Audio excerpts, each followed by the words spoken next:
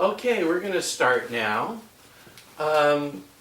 Dorothy and Foss Campbell, nice to see you. I'm going to move over just a little bit so you can see my face. Let's start off by, you were going to tell me the story about Kilovac, the company Foss started, and how you went to a chamber party. What were you going to say, Dorothy? Oh, well, the chamber was happy to meet us. They said because they were only getting started on being picky about who was building and bringing business into Carpinteria. But they knew that they needed people, and they said that the last company they turned down was a rug dyer. And they said, we just decided we didn't really want to have dyes running through our plant. So they seemed to be happy to see us, and they were very, very nice people. And we decided that we would take a little flat it was wintertime, so very cheaply we rented a flat for a few months and came up here for other weekends and talking to other people. What year was that in about? 1960, possibly 67, 68. Okay. Hold on one second. So this was a presentation to the Chamber of Commerce, and they were. And by the way, I hope you don't mind. I take notes, and if I'm looking down, you can still look in this direction. Right, of course. Do what you need to do. And where did Foss have Kilovac before then? Another location? It wasn't named Kilovac, but it was in South Pasadena, and we like to say that eventually the property was bought by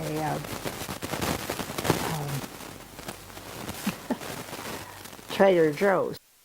Trader Joe's was across the street in South Pasadena, and we simply rented property that had the right facilities.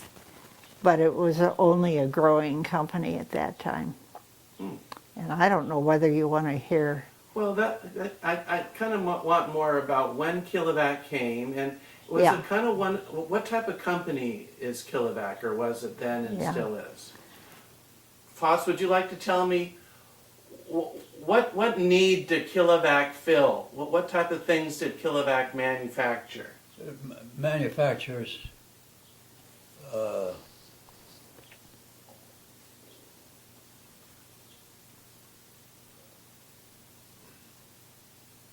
I'm stuttering.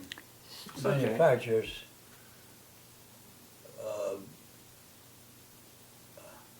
high voltage switches devices.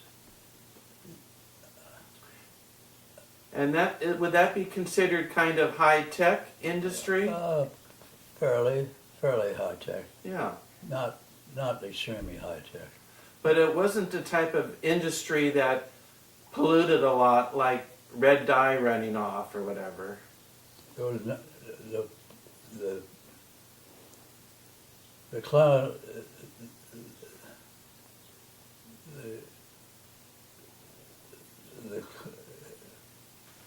Dorothy, maybe you can express it. It was. Kilovac made what are called high voltage switches. They were a small switch-like device, so big, and were made. The devices were used in all kinds of electronic equipment. Just let it keep ringing. Let's let it go. Hold on a medical second. devices. Hold on, You let's, pressed off on You want to pick it up there? well,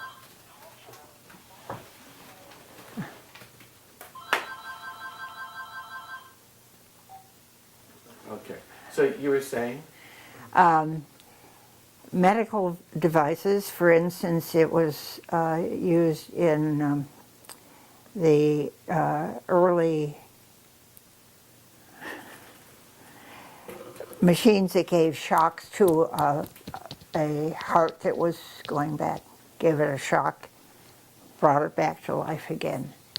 And that at the time, I'll expand it a little bit, that at the time that Kilovac got into that particular manufacturing, those that medical equipment was a big thing that they rolled big, and it kept getting smaller and smaller and smaller until at the end, 30 years later, it was contained in a little tube like this. But it was at the very beginning of that development. We knew the doctor who had developed it in Texas to give a little shock, a very controlled shock to a heart that had stopped. And so it's been kind of fun to watch how that has gone from a great big piece of machinery to just a little thing that they put on planes now. They have them available in many public places, and individuals can own one if they have a heart The problem. type of instrument Dorothy's talking about is called a heart defibrillator. So No. it, So that And the was, device you manufactured helped give a shock to the heart? no. yeah. Go ahead, Dorothy. Well, it was It assisted? the important part of it that actually controlled the amount of shock and so forth. So they didn't manufacture this big thing, but they manufactured the active part of it, you might say. The active components were a device so big, and then there are others, elements that were 2 or 3 times that size. And did you go into the old lemon packing house here? Tell me where the business moved to and why there. So Go ahead. actually, things developed pretty fast, and we purchased the acreage and including where the water district is now. And now there's a row of apartment houses there. And San Ynez Avenue wasn't even paved, or it was only on paper. And we had a local architect start planning what was to be there. But that was the winter of the huge big storm. And This must have been about 1969? Because there was a big storm then. that's right. And the creek overcame the place where the San Ynez Avenue was supposed to go in, and also our building site. So we already had planned and had sold the material of the spot in in South Pasadena. You're really going to have to edit this. We had that property we had already given up, with some ideas of the timing we had to be out. So, but we went ahead and moved here anyway. And there were places in town where we established in the Lower East Side, established little offices that took care of various parts of the building and of the building of the equipment. And then the lemon shed became available. And we'll have to figure out what year that was, but it was 69 or not. What was it, the lemon packing house? Yeah, the lemon packing house, just a huge, big, empty area. And we divided it into the various spots that are needed for various. So we had a glass blower who had to blow the glass, and many kinds of really rather special talents were needed. And that was not a very happy economic era at that time. And as soon as we put in an ad in the paper and had a place where there could be a card table and a desk, and I sat at the card table, we had people applying for jobs around a couple of blocks. This town really needed a good employer. And so, we didn't have many people available because they were still doing some things in Santa Barbara. They were still running a company in various parts of Kilovac was running in various parts Yeah. of Santa Barbara. And so we were very well welcomed. We hired some very good people. We heard from some former employers who said, be sure you talk to so-and-so if you're hiring somebody. She's a wonderful person. And we got all kinds of messages like that.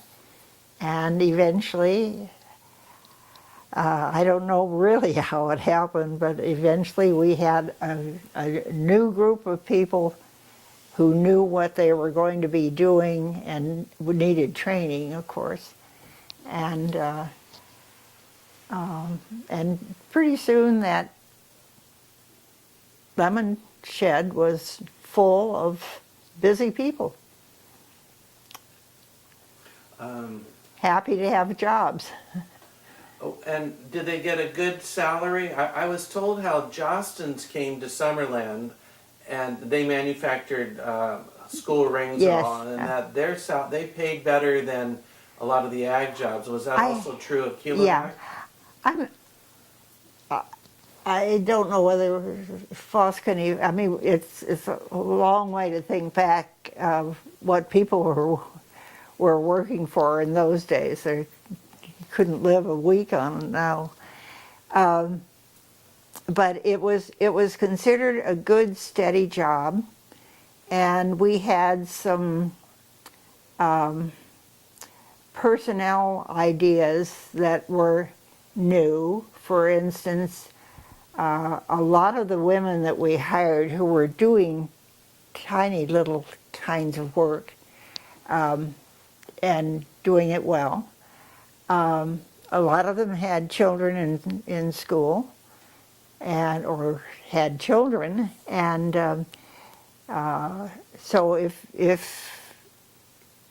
every employee had some special days that they could take at their will, to take a day off to go visit a class or travel with a class that was going on a tour of some kind, and or just a special day to stay home and do nothing. That's nice. So you allowed the employees to have So that. that was, I found out later on in talking as I got to know the thing, that made a big difference to people. And I think they were the company was quite lenient about time off. Well, and that's kind of what I wanted to learn about Keelback coming here. To switch subjects a little bit, could you tell me the story of when the bluffs were ripe for development and developers wanted to develop the bluffs, and then apparently there was a special city council meeting at the middle school, and you got up and made a suggestion. Can you tell me that story? Well, actually, there were 2 nights meetings. I think it was late in March. Big rain both nights. But we decided that we would go. I got kind of interested in what they were talking about. And so we went the first night and we saw what was being proposed, which was just not at all appealing as a place for a good site. And What was proposed development? one development that was proposed was they wanted to build small houses with what they called a granny house over the garage. And Dick he was there. Dick Weinberg was there, and he had measured out that plan on a big piece of plywood, and he could show that those houses were so close together that an emergency vehicle couldn't make the corners between those houses. And I thought, oh, well, that's good. There's somebody else who's thinking of it. And some woman who's, I don't know when I knew, got up and towards the end of the second meeting, and they were the planning, the City council? Or was it both? no, it was a planning commissions and city council joint meeting. And they were supposed to come to a conclusion that night. And I thought, oh my God, how are they going to let some of the dumb ideas go by? Are they, or did they catch on to what was being said? And as I say, some woman got up. That night I had picked up, we had to have tickets to speak. And I'd picked up a ticket, I had no idea of speaking at all.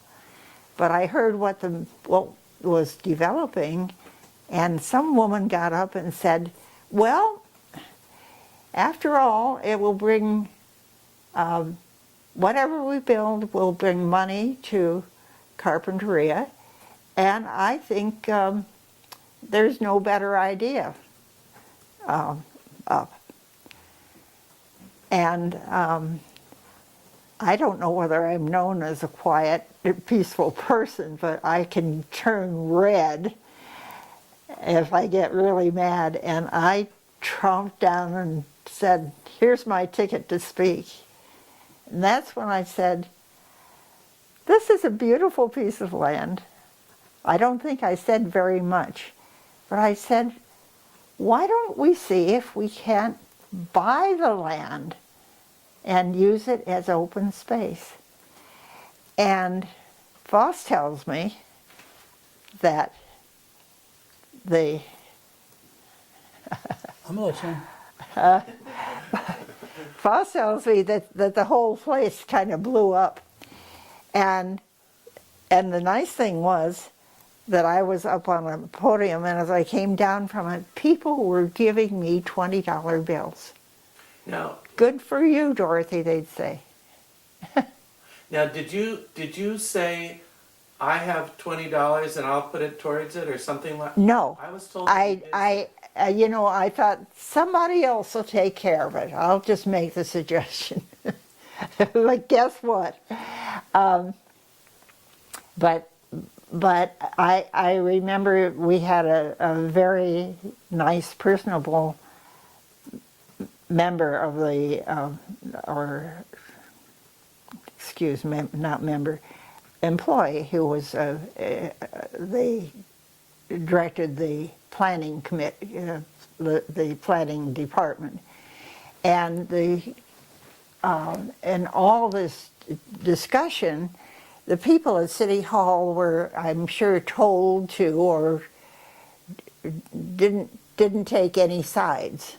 There were all kinds of suggestions being made, and they didn't come through with anything.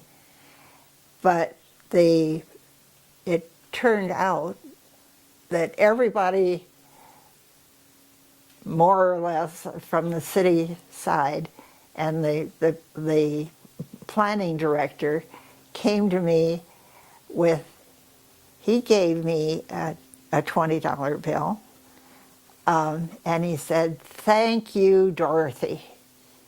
And I thought, oh, I did something right. And so that's the way that happened.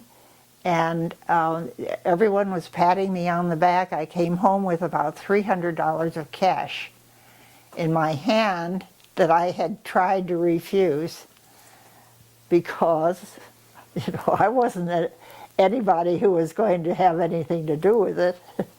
And so the $300 joined with so many people who patted me on the shoulder and said, "We'll help you, we'll help you." And it turned out that there was a very, very direct attention given it from although there were people, as we were collecting money through the next 2 years, there were people who said, "It'll never work, you know, don't give any money on that. We need to build some money makers on that land." And Did they also think that there's no way the amount of money needed to buy the bluffs could be purchased? we had no idea How much? Was needed. And one of the things that happened during that summer, well, I put out a little thing. We got a 501c3, which meant that money donated to the bluffs could be used as a tax haven. And we got, and there was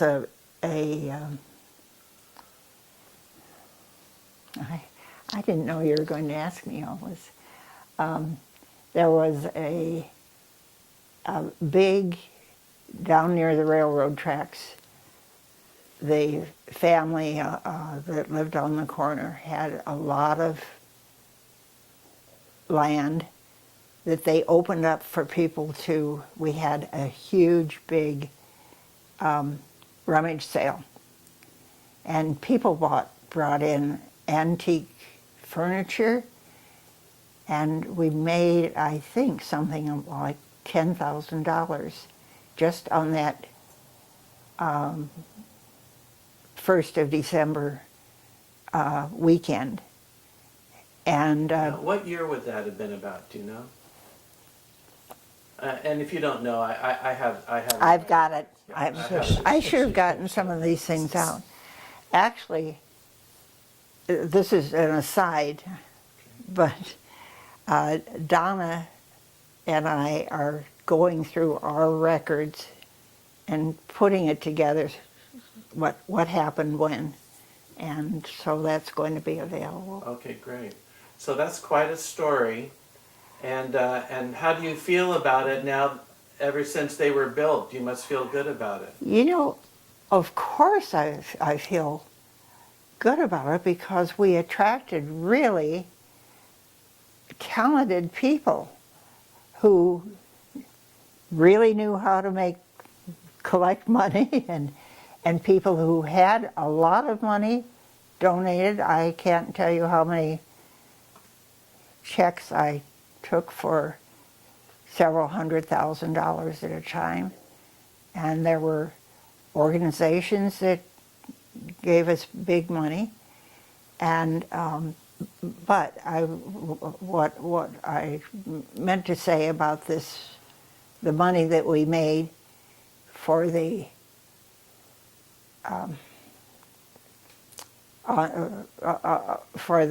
rummage sale, we used $8,000 of it and hired a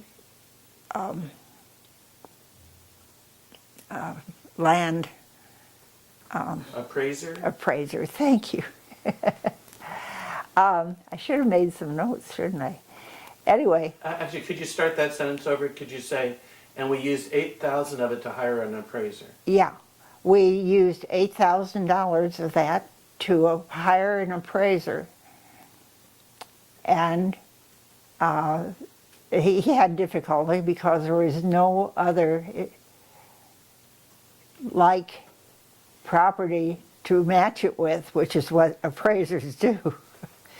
But we eventually did get a number, and we kept it during the several years. We kept it a little bit low, but as we collected more and more money, and the word got out that people are really responding, the sellers, the owners, began thinking maybe they were foolish not to deal with us.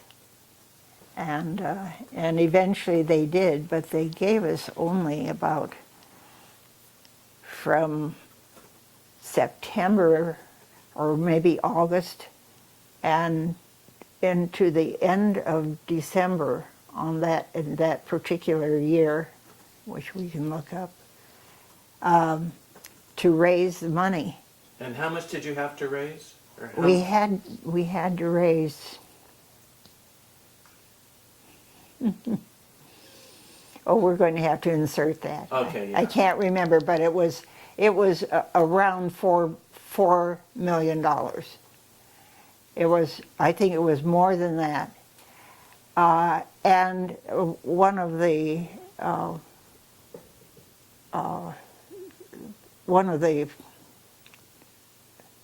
urgent problems was that they wanted that in cash.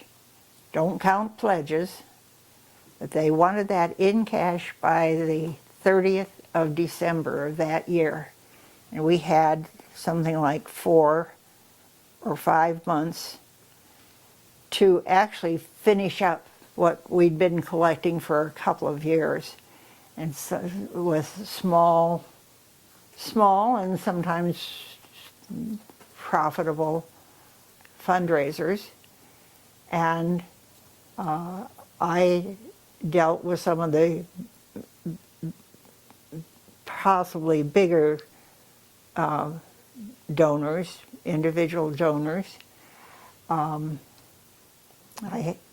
knew some of them because I had raised money for the girls' club, and I think people trusted me. And I want to hear about that story. I think Donna or somebody else said that the appraiser was paid partly by, was it Jonathan Brown or one of the Browns? Do you not remember that? No, I don't. Yeah. I thought, Well, but this is the kind of thing that Donna and I you are, can go by if you need. Donna and I are, Lauren Campbell in the house here. Hey, Lauren, wave hi to the camera. Hey, Lord. Hey, Larry with it. Yeah. You were saying? Donna and I are finding that because she was mayor at the time, she had, obviously she had information that I didn't know about, and the city still wasn't willing to deal, you know, with the idea of maybe there would be money available, but I remember having a couple of meetings here when the man who, I won't name him, protect him, he was involved in kids' soccer teams, and he could see that there was space for some soccer fields there. Actually, we had actually sort of dubbed in what could happen to various areas and had named those areas. So he wanted each one of those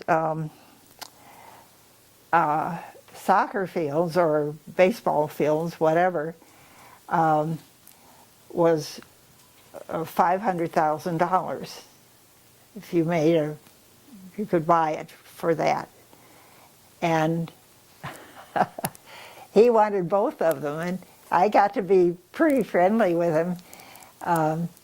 And he's still around town. And was the field named in honor of his mother? yes, Oh, what's the name of it? Viola Fields. What is it, Foss? Viola Fields. Viola Fields, yeah. That's what he wanted for his mother. But he said, you know, I really can't afford two $500,000 parcels. I'm sorry, you know, I really want them both. And I said to him, well, then we make a challenge grant. What's a challenge grant, he said. Well, this was in November, and our deadline was coming up. And I got the mothers and the parents of the soccer kids, the baseball kids, the volleyball kids, and over the weekend they addressed envelopes for me. We had a list, but we didn't have envelopes. They hand-addressed envelopes, and I wrote a letter saying, you know, we have a wonderful chance somebody is willing to pay half of the cost if you'll donate some more. So Foss and I sat at that table on a Tuesday night. Everything was together. All the envelopes, the little rubber stamp that proves that this was coming in for that particular parcel. And we stuffed the letter that gave them what they were supposed to do, and a return envelope, and everything was set. And Foss and I sat there until 11 o'clock one night, just doing envelopes. And the funny joke is that when we were finished, our backs were sore. It was much later than we usually stay up, and Foss said to me, "Who usually does this kind of work, Dorothy?" And I said, "Volunteers." And he said, "Well, where are the volunteers?" And I said, "It's you and me, honey." We had to do it so fast. There were, you know, just one couple just had to do it to get it on by Friday, we mailed them on Tuesday morning. By Friday, we knew that so much money had come in that our friend was going to have his 2 pieces and be able to name them, which he named for his mother. And that was a Friday. That was maybe the Friday before Thanksgiving, and we knew we had it. Now, did you want to ask this, or are you just hanging out? No, I was gonna say goodbye. So that's quite a story. So and once we had that, and we said, no, if you've already donated, thank you, but if you could donate a like amount, we'll have the bus.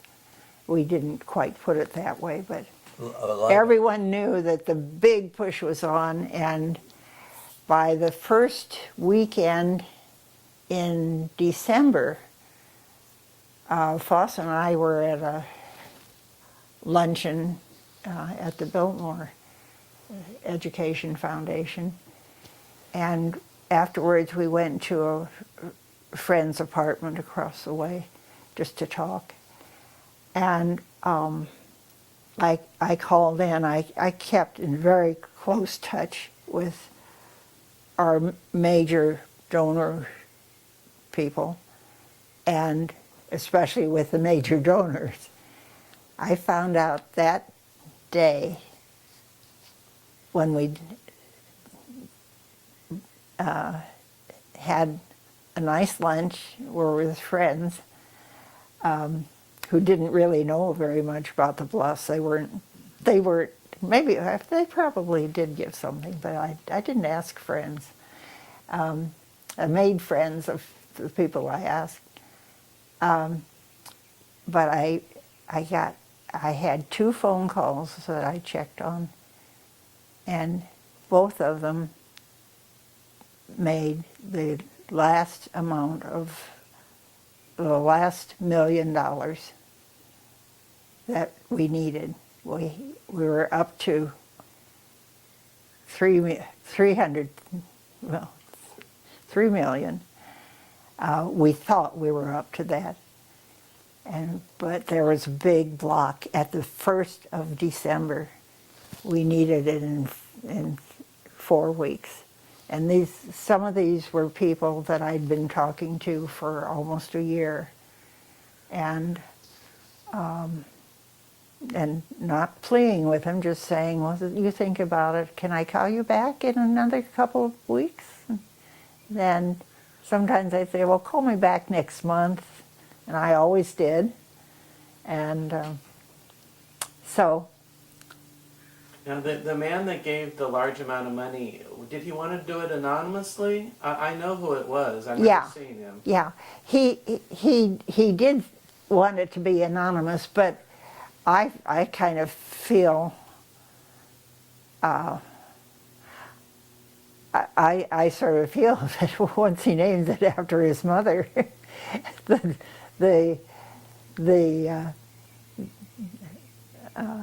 his The secret got out. the secret, and nobody really cared. I mean, everybody liked the fact that we had $1 million, and it was true that the mothers and dads clubs donated half of that $1 million. It was, and something. he did the other half. He told me he could afford that, but he couldn't afford double that. So I said, we'll get double that. And the community responded. You know, that's, to me, the marvelous thing. Actually, I feel that maybe I'm putting too much emphasis on it, but I feel that the fact that Although we said if someone wants to give $1 million, they could name the whole thing. And nobody ever popped up to do that. So that's the reason it's the Carpinteria Bluffs. And it belongs to the people, and there are still people who come from out of town who were here at that time. And they say, oh my gosh, it developed so beautifully. And so the people took it in hand. There were lots of little kinds of fundraisers going on that attracted people. There were still, though, that fall, there were still people who said, I just think it's a terrible idea. We could have made so much money. And I don't know what they're thinking now, but they were wrong, and we proved them wrong. Nice. So you had some experience with fundraising because you led up the fundraising campaign for Girls Inc., is that right? No, I didn't lead it at all. Well, can you tell me what your involvement was with the Girls Inc. project? I just started it. Oh, you started Girls Inc.? Yeah. So tell me that story. Oh, gosh. Sorry. Well, you know, we moved here. We have three boys who moved with us, and my daughter graduated and went to college in Colorado, and fell in love with the West Coast, with the Westerns. So, but I had been a Girl Scout leader for a number of years, and a Cub mother, and I just knew that kids didn't have enough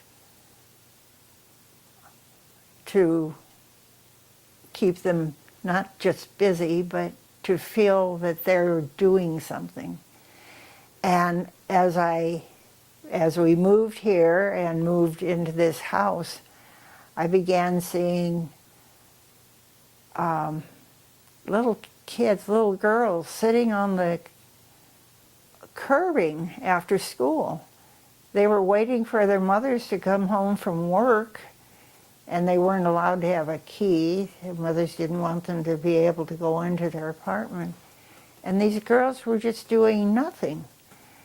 And I didn't really talk to any of them, but I thought there are too many little kids not being kept busy. And at the same time, a boys' club was developing, and I thought it was a shame that there was something for boys but nothing for girls. And so I talked to, by that time I had a few friends who were interested in crafts, or interested in other things. And I actually, it's so long ago I can't recall, but one of the churches gave us their Sunday school rooms during summer, and I managed to get enough helpers to some of who were talented in various ways. And we developed a little program and I think we met 4 days a week. And we had a free place to meet. And some people gave a little bit of money, like a $25 check was bonanza to us at that time because we didn't charge the girls anything. Oh, I should add that I'd been a Girl Scout leader, and I moved here and found that the Girl Scouts in Carpinteria had failed the previous year because they didn't have volunteers. I thought, oh, I think I could get some volunteers. So we had 4-day blocks for 6 weeks, I think, is our first year. And the girls didn't have to pay, they just had to come. And they loved it. And we did some really kind of silly things, but you know, we were hemmed in by the fact that we just had tables to work at or things that we could do on a stage or something like that. So 2 years of that went by, and it became a year-round thing. And we collected enough money to have an after-school program. About what year did it start in, do you remember? I mean, what year did your girls start in? Yeah, the Girls Inc. project started. About we moved here in 1969, and I think it was probably about 71, something like that. And when the boys club was starting, it was only boys, not boys and girls. Absolutely. In fact, I won't even tell you a nasty story about what they did to us. So, but Go ahead and tell me. but it, you know, it's years past, and obviously the kids are being taken care of, whether they're in boys club and they have a few girls, or whether they're in girls club. It doesn't matter. And I eventually became friendly with the boys club, and we did a few things together. But at the beginning, were they not too sympathetic to girls and women? Well, What'd you say, Larry? I asked in the beginning, the boys club, I guess, was not too interested in having girls. absolutely not. They said there's no room in this town for a boys club and a girls club. And you know who they were talking about. I found out city council gave $3,000 a year to the boys club. Nothing to us. Of course, we didn't, the boys club was getting a building, I guess. It was part of their plan, but we weren't even thinking about a building. We were using school property and other kinds of property. How did the building come about? Was Betty Brown involved with that? No, not really until much later. I'm sure that Betty and her husband gave money, but they never really worked for Girls Club. In my time, I don't work for Girls Club anymore. I send the money every month, but I don't. They are working so beautifully, and they have a wonderful. Have you met their director? I think she's doing a super job, and I get all their mailings and everything. I think those gals, they're doing all the right things and things I would never have thought of as fundraisers and so forth. But people got interested, and and we did organize, and obviously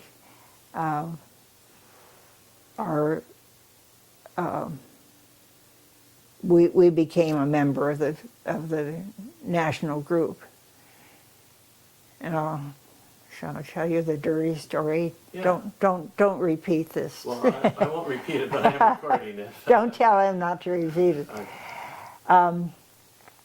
I got a call from the son of a friend of mine who was the president of Boys Club one morning, and he'd just come back from their annual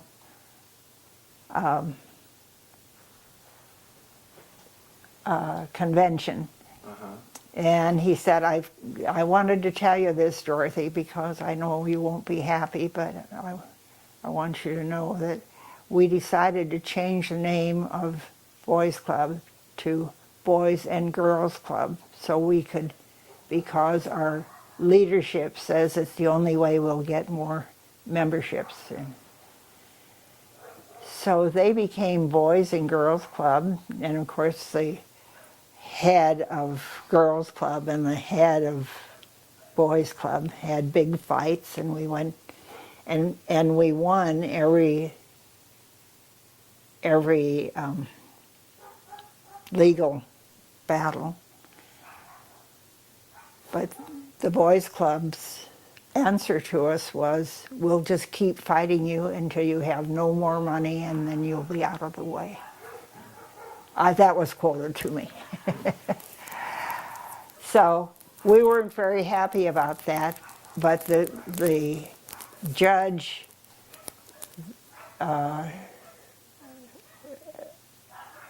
established a fund for us to change our name and change all of our paperwork, you know. I mean, it was What did you change it to?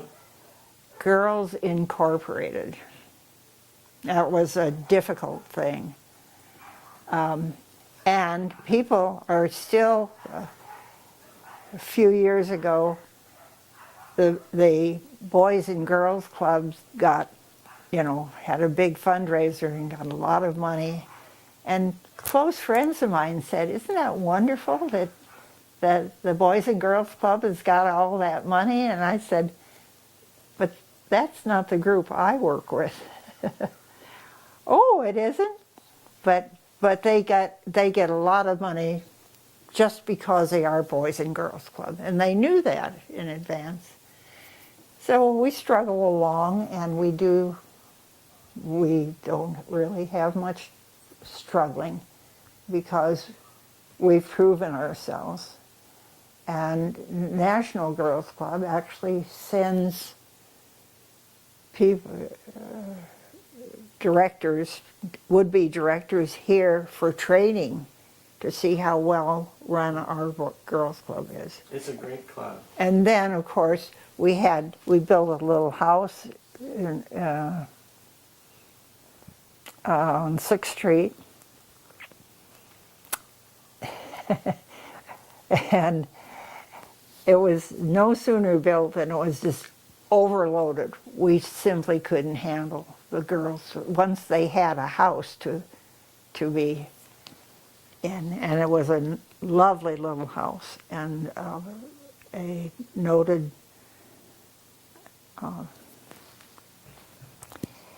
architect designed it for not Birkenmeyer. Burkus? Barry Burkus. Barry Burkus? Uh-huh. Yeah, Barry Burkus. So, I knew him through another thing, and he got enthused about it. He drew us a picture of what he thought it should look like. It was very small. And then he used to send his head carpenter down to, we built that with no contract, no nothing. We eventually had some parties. Well, I remember one party we had, the men there were a lot of plaster men in town, and they got together and they came and they plastered all the walls for us. So we gave an evening party, a spaghetti dinner for them and their wives to thank them for doing the plaster. that's great. Now, we're coming to the end of the tape. Are there any other big news stories or campaigns you worked on in the last 50 years here that you'd like to bring up? I'm going to turn it off for a sec. Yeah. So you were saying?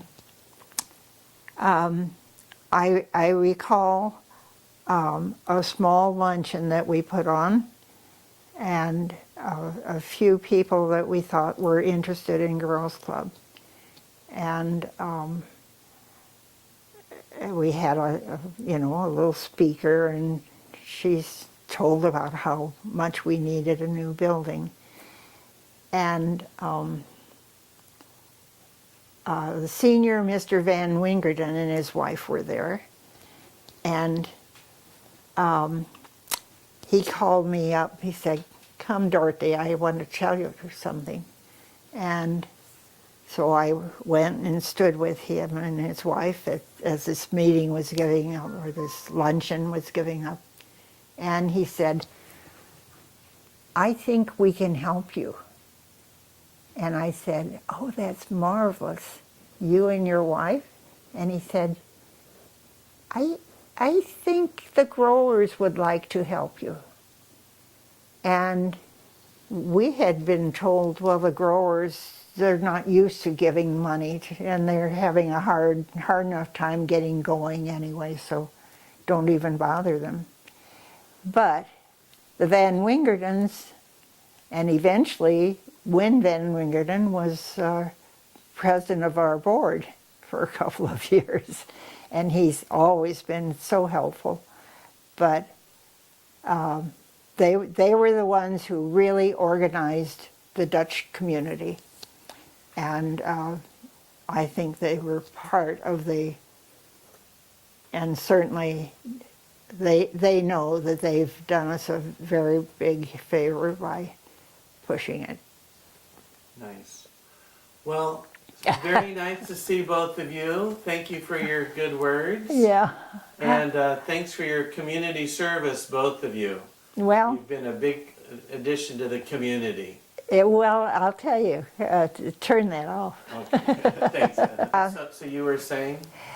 I have a feeling, I've got a lot of interest in how communities come together, and I have a feeling that if there's a situation that I think is totally wrong, try to figure out something that will at least alleviate that totally wrong thing. And you might find that a lot of people have been thinking the same thing. So those are the people you get together and have a girls' club. Only for 6 weeks in the summer, but it was a beginning. And the same thing about the Bluffs. I still don't know why nobody else said, let's buy the Bluffs. I really think all those people who yelled and gave me money, why didn't some of them say, here's some money and I'll give me more money and I'll help you buy the bus. But nobody did.